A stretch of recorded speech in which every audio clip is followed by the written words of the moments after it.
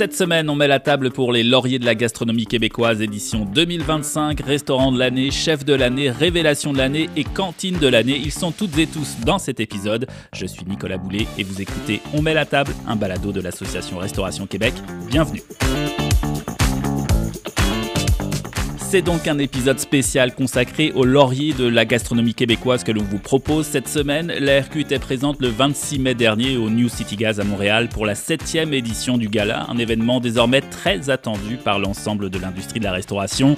On était aux premières loges pour ressentir l'émotion et la gratitude des lauréates et des lauréats tout au long de la soirée.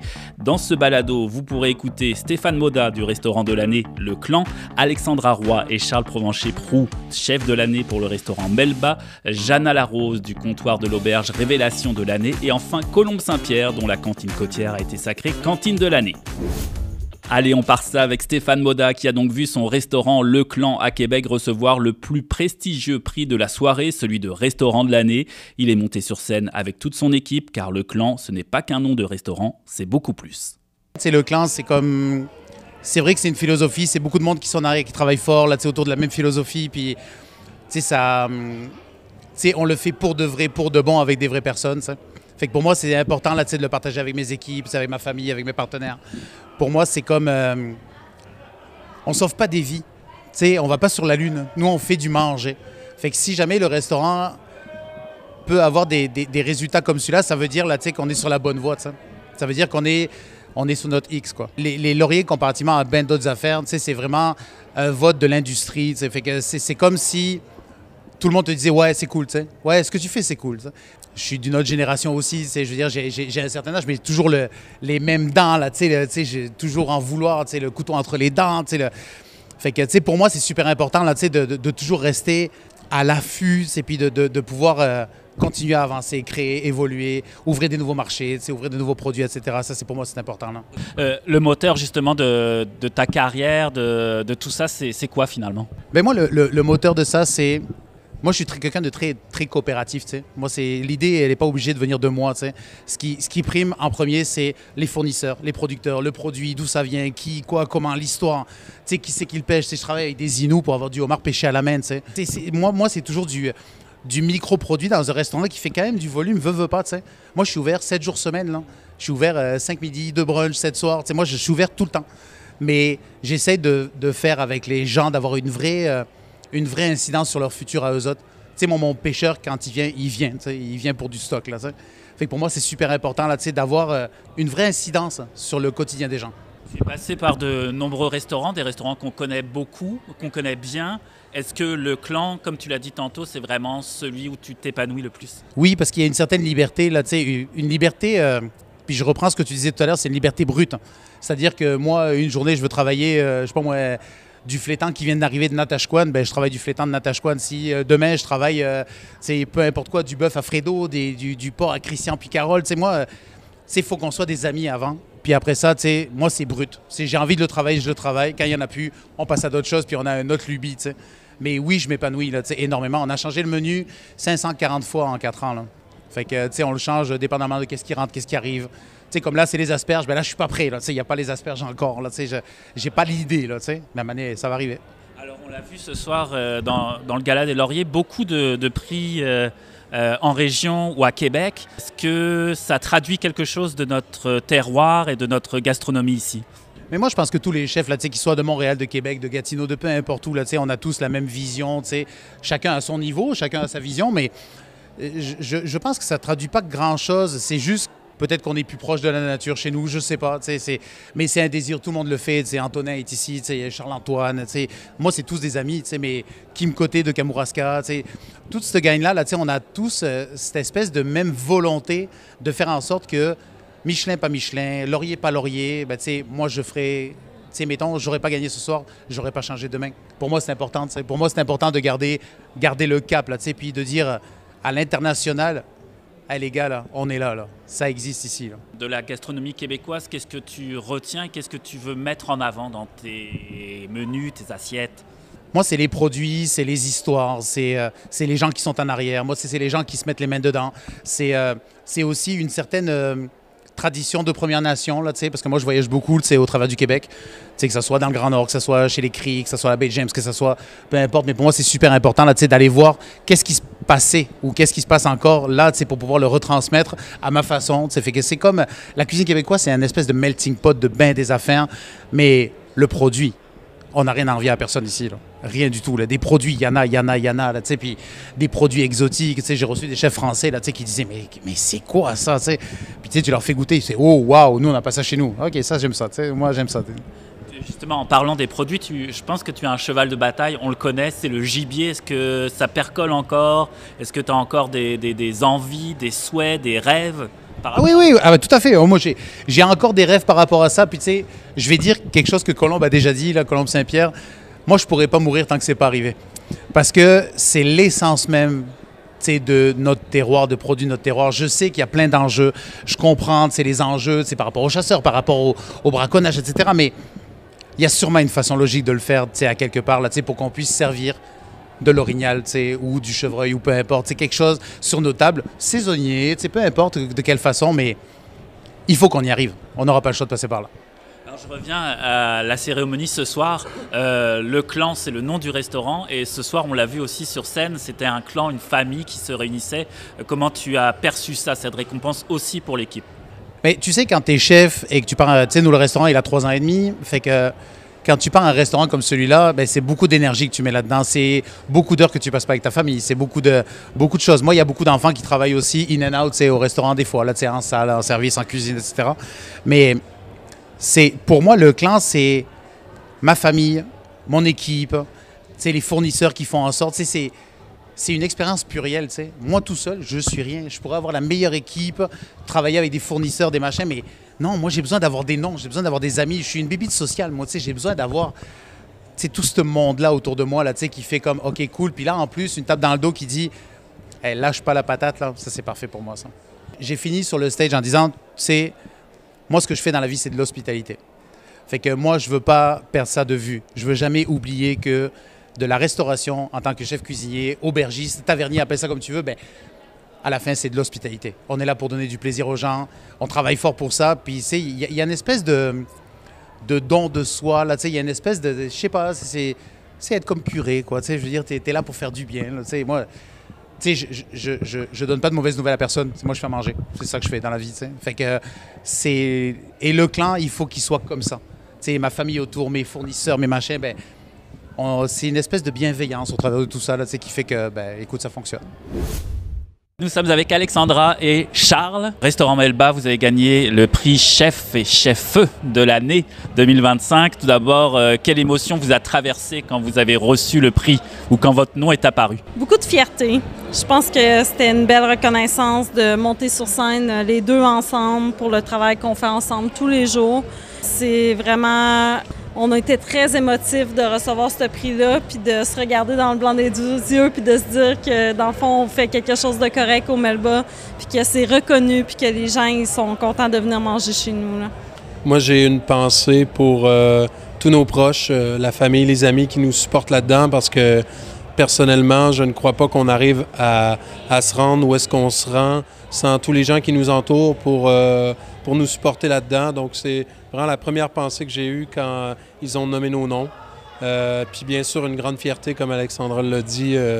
C'est un bel accomplissement dans notre cheminement. Je trouve que ça va juste de montrer un petit peu plus de reconnaissance pour le travail qu'on fait. C'est toujours bien accueilli, là, c'est sûr. Qu'est-ce que vous pensez que le jury a apprécié finalement dans votre cuisine, dans votre travail? Je pense que chez Melba, on fait beaucoup de recherches. On fait beaucoup de recherches sur les spécialités régionales françaises. Puis on essaie de garder cette espèce de créneau-là un peu plus accessible pour la clientèle et le public.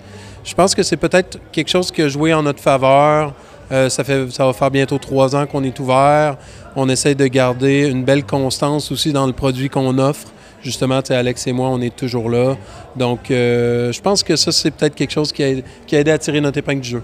Je pense qu'on se démarque aussi. On a une offre d'hors d'œuvre au Melba qui est quelque chose qu'on ne retrouve pas nécessairement ailleurs. On retrouve des offres d'apéro avec olives, avec popcorn, peu importe, des saucissons. Mais au Melba, on fait vraiment une section qui est misée sur les hors d'œuvre, que c'est vraiment comme des canapés montés que tu peux partager tout le monde ensemble à la table. Puis c'est une formule qui, je pense, se retrouve pas nécessairement ailleurs, à Québec du moins. Montréal, je ne saurais pas... Dans notre gamme de restaurants. Exact.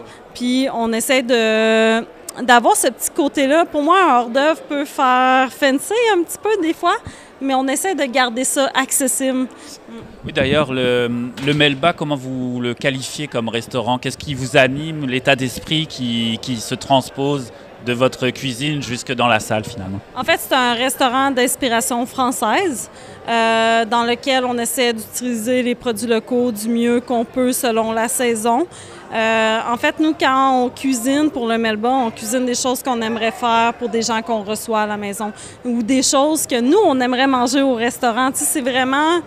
Quand on parle de menu, Charles puis moi, ou avec nos collègues, on essaie de penser à est-ce que je serais contente de voir ça au menu dans un restaurant? Est-ce que ça me fait saliver? Est-ce que ça me donne envie?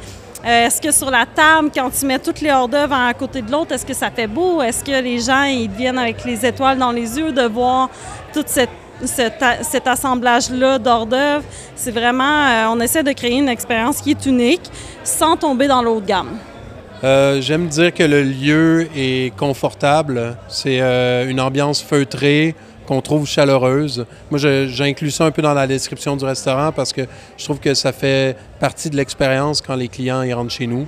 Donc ça, avec une belle offre aussi au niveau de la sommellerie. Marc qui est avec nous, qui fait un travail colossal pour essayer de dénicher des belles petites pépites à prix d'amis. Puis ça, c'est quelque chose qui rentre dans nos valeurs aussi, très important pour nous. Alors, une semaine après le dévoilement des étoiles Michelin, du palmarès, la ville de Québec brille encore ce soir au Laurier. Qu'est-ce qui se passe à Québec? Écoute, je pense que notre travail est reconnu. Je ne sais pas comment m'exprimer là-dessus parce que je veux pas créer d'animosité. Puis, je pense qu'en fait, il y a beaucoup de palmarès que Montréal était souvent mis à l'honneur. En ce moment, c'est plus Québec, puis ça fait du bien parce que je pense qu'on le mérite aussi. C'est sûr que le bassin de population est moins élevé, il y a moins de restaurants, c'est plus difficile en général de mettre en valeur les restaurants de Québec. Les gens vont plus penser à aller manger à Montréal avant d'aller manger à Québec.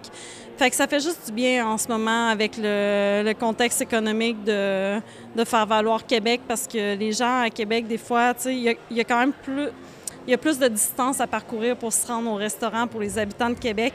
Je pense que c'est peut-être plus difficile d'être complet tous les soirs puis de faire rouler la machine. Donc, ça fait du bien. Ça fait du bien. Moi, je suis quelqu'un de Québec. En fait, je suis né à Québec. Donc, tu sais, c'est sûr que j'ai grandi à Québec. J'ai une fierté pour cette ville-là. On le savait, tu sais, on savait qu'il y a énormément de gens de qualité qui travaillent en restauration à Québec. C'est plus l'enjeu de la reconnaissance, en fait. Puis c'est maintenant que ça se passe.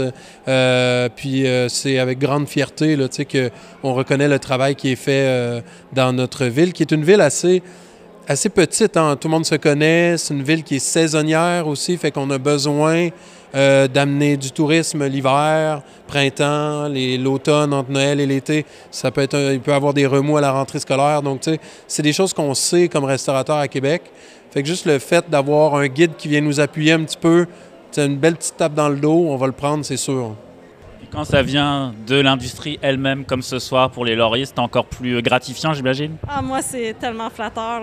Tu sais, je veux dire, nous, on est tellement contents quand il y a des gens de l'industrie qui viennent manger. C'est indescriptible parce que on sent que ces gens-là, ils viennent chez nous parce qu'ils trouvent qu'il y a un bon rapport qualité-prix. Puis c'est vraiment ce qu'on veut que Melba soit, un bon rapport qualité-prix. On veut que les gens aient une belle carte des vins, qu'ils puissent avoir du choix, qu'ils puissent manger sans faim, qu'ils puissent manger jusqu'à temps qu'il soit complètement plein, puis qu'il y ait du choix, puis que, tu sais, vraiment, c'est une belle reconnaissance parce que, tu sais, nous-mêmes, on est des consommateurs dans les restaurants, puis on cherche tout le temps à trouver notre petite pépite. Où est-ce qu'on a envie d'aller souvent? Où est-ce qu'on se sent bien? Puis je sens que Melba, il y a beaucoup de gens de la restauration qui se sentent bien chez nous, puis c'est très flatteur. Moi, si je retourne un peu plus tôt dans ma carrière de cuisinier, j'ai toujours essayé de travailler pour la personne qui était à côté de moi, travailler pour son prochain, toujours essayer de gagner le respect de l'équipe. Fait que, on dirait que je mets ça à plus grande échelle aujourd'hui. C'est comme si la restauration de la province nous témoignait son respect en nous nommant, dans le fond, chef de l'année. Fait que c'est vraiment, vraiment flatteur. T'sais. On a énormément de respect. T'sais. On voyait la liste là, de nominés. Là, je veux dire, c'est limite intimidant. Là. C'est tous des gens qui ont de l'influence au Québec, qu'on se sent un petit peu petit par rapport à ces gens-là, mais en même temps, je veux dire, on travaille aussi fort qu'eux. Fait que juste d'être nommé parmi ces gens-là, déjà, c'est un honneur. Fait que, encore plus de le remporter. Fait que, c'est que du bonheur ce soir. Après son étoile verte Michelin, l'auberge Saint-Mathieu à Saint-Mathieu-du-Parc s'est une nouvelle fois distinguée en raflant 2 prix lundi soir, chef pâtissier de l'année pour Éric Champagne et révélation de l'année pour Jeanne Larose qui est à la tête du comptoir de l'auberge, la table satellite de l'auberge Saint-Mathieu. Sa cuisine créative, sa vision de la restauration ont séduit l'industrie et le jury. Cette jeune chef a un parcours fulgurant et vous allez souvent entendre le nom de Samy dans ce qui suit. Samy, c'est tout simplement le chef copropriétaire de l'auberge Saint-Mathieu qui lui aussi avait été révélation de l'année au Laurier en 2023.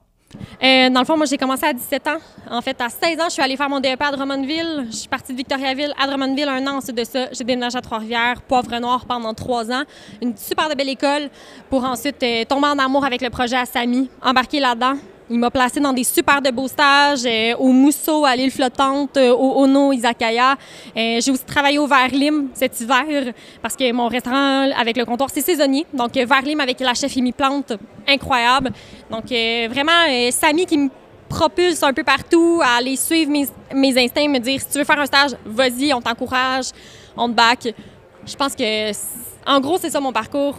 J'ai été serveuse aussi dans quelques bars. Ça m'aide peut-être avec les clients, mais j'aime tout de la restauration. En fait, à la base de l'auberge, quand tout le projet de l'auberge a commencé, j'ai été leur première employée. Puis j'ai grandi, j'ai monté les échelons avec eux dans leur passion, dans leur côté vraiment restauration super sain, dans l'atmosphère familiale. Puis ils m'ont comme offert sur un plateau d'argent le projet du comptoir là, où est-ce que je suis maintenant chef. Donc, c'est fou, là. Pour moi, l'auberge, c'est tatoué sur mon cœur. Donc, c'est pour l'étoile verte, tout ça, tout rentre dans le même panier pour moi. Mais c'est sûr que là, présentement, d'avoir mon nom, de nommer au grand jour, c'est comme... c'est déstabilisant, c'est beau, c'est fantastique. Juste d'être nominée, honnêtement, ça m'a chaviré, ça m'a rempli d'émotions. J'étais apeurée, contente, heureuse, remplie de gratitude. Mais là, d'être la révélation de l'année, honnêtement, je me le visualisais énormément. Je le voyais, je le sentais, je voulais pas trop y croire, mais c'est juste du beau. Je suis vraiment reconnaissante. Merci à tout le monde, merci à tous ceux avec qui j'ai travaillé, à tous ceux qui m'ont épaulé. Ça aussi, honnêtement, si je peux plugger quelque chose à quelque part, c'est merci à tous ceux qui ont cru en moi et à mon côté émotif. Je suis quelqu'un d'une grande douceur, avec beaucoup d'émotions. Ceux qui n'ont pas essayé de me changer pour me faire rentrer dans le moule de l'ancienne restauration, faut être rough, faut être, tu sais, laisser les émotions de côté. Moi, au contraire, je pense que je crée avec mes émotions. Quand je suis en amour, mes plats sont beaux. Quand je vis une belle émotion, je crée de quoi de beau, de sexy, d'authentique, de créatif, de coloré. Ma créativité va avec comment je me sens. Puis je me sens extrêmement bien à l'auberge et au comptoir. D'avoir pu commencer aussi dès le début avec Samy, puis d'avoir vu l'évolution, c'est un peu... je me sens un peu comme un divan à l'auberge.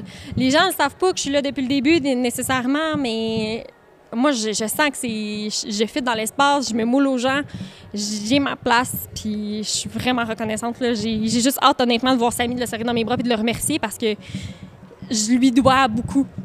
Beaucoup dans mes apprentissages, dans tout ce qu'il m'a transmis aussi. Il m'a beaucoup, je veux pas déstabiliser dans ma façon de faire. J'étais quelqu'un de très organisé dans la vie, peut-être un peu trop rigide parfois, puis Samy m'a vraiment déstabilisé dans sa façon de faire.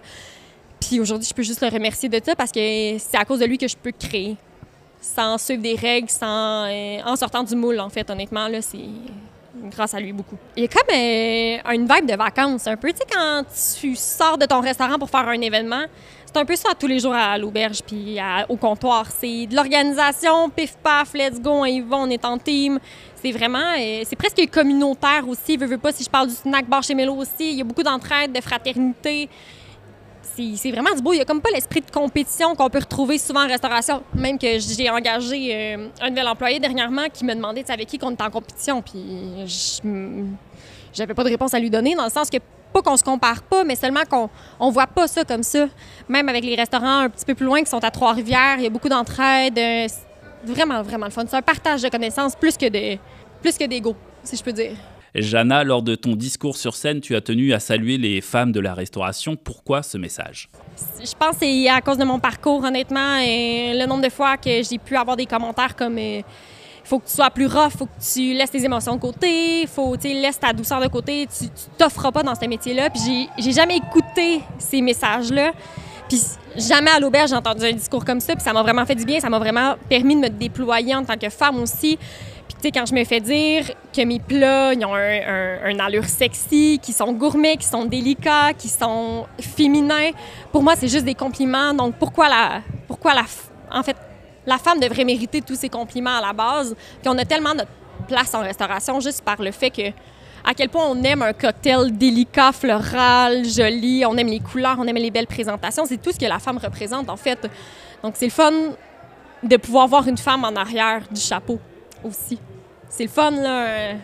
Le côté masculin aussi, là, il faut une belle équilibre là-dedans.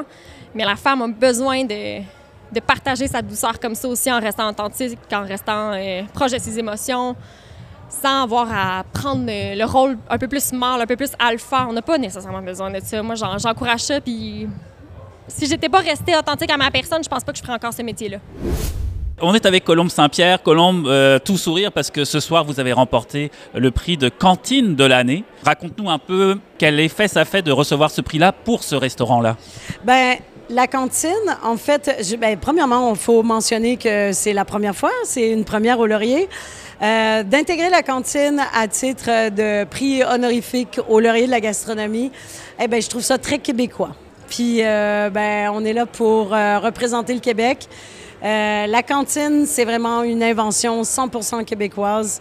Un peu partout dans le monde, il y a ces petits endroits où tu n'es pas obligé de réserver, que tu peux t'arrêter, des endroits où tu fais la route, où tu peux aller bien manger.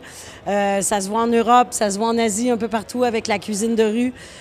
Moi, c'est un mélange d'un petit peu tout ça, résultat de nombreux voyages, mais c'est surtout un projet qui nous ramène à la pandémie. Parce que la cantine, c'est un vieux rêve pour moi, parce que j'ai toujours adoré la cantine. J'ai toujours trouvé ça extraordinaire. J'ai toujours aimé le nom, même cantine. Je trouve ça super mignon. Mais c'est un projet qui a sauvé mon restaurant pendant la période de la pandémie. Et puis, tu sais, je veux dire, on a décidé de gastronomiser tous les grands classiques de la cantine dans les mêmes valeurs qu'on véhiculait dans un restaurant gastronomique. Et oui, c'est possible, mais c'est notre nouveau projet, démocratiser la gastronomie, la rendre un petit peu plus accessible, festive, conviviale. Donc, tout le monde est dehors. Les guédilles sont énormes, il faut les manger à deux. Les pains sont faits par les boulangers du coin. Toutes les mayonnaises, le ketchup est maison. La sauce poutine, parce que c'est moi qui fais les fonds. C'est un grand projet, puis je suis super contente parce que je pense qu'avec ce projet-là, naîtra aussi, je pense, d'autres projets de cantine gastronomique au Québec. Avec ton parcours, avec tout ce que tu fais, est-ce que tu es encore ému? On le sent, je te pose la question, mais je sais que tu l'es. Ouais. Mais qu'est-ce que ça vient chercher finalement? Mais je pense que, je vais vous dire, moi, j'ai un amour profond pour le Québec, une fierté immense pour nos savoir-faire, nos produits. Peu importe le projet, tant qu'il est québécois, moi, j'embarque dedans à 100%, tu sais, puis je réalise aussi parce que j'ai beaucoup d'amour pour toute la reconnaissance qui s'est passée ici ce soir aussi au Laurier. Je pense que c'est impératif, tu sais, je veux dire, en ce moment, on parle beaucoup des étoiles Michelin, mais tu sais, au-delà des reconnaissances outre-mer, tu sais, est-ce qu'on est capable de se reconnaître entre nous? Et puis, est-ce qu'on est capable de réaliser à quel point on est extrêmement ingénieux? Puis que quand on décide, dans mon cas, de gastronomiser la cantine, qu'on y arrive, puis que les gens, parce que c'est les gens le plus important. Les gens qui vont venir, qui vont triper, qui vont goûter des choses nouvelles. Mais le Québec n'a pas fini d'impressionner. Tu sais, je pense que moi, tout ce que je souhaite, puis la raison pour laquelle je suis là, c'est essayer de transmettre tout ce que moi je sais par rapport au Québec, la fierté que j'ai d'être québécoise, puis de représenter ces produits-là et cette cuisine-là. Merci à toutes et à tous et encore une fois, bravo. Pour retrouver la liste complète des lauréates et lauréats de l'année 2025, consultez le site web des Lauriers au laurier.ca. Voilà, c'est tout pour cette semaine. Pour connaître l'actualité de l'industrie de la restauration, rendez-vous sur notre site web restauration.org. Suivez-nous sur Facebook, Instagram, LinkedIn, sur X et sur Blue Sky. On se retrouve très vite pour un nouvel épisode d'On met la table.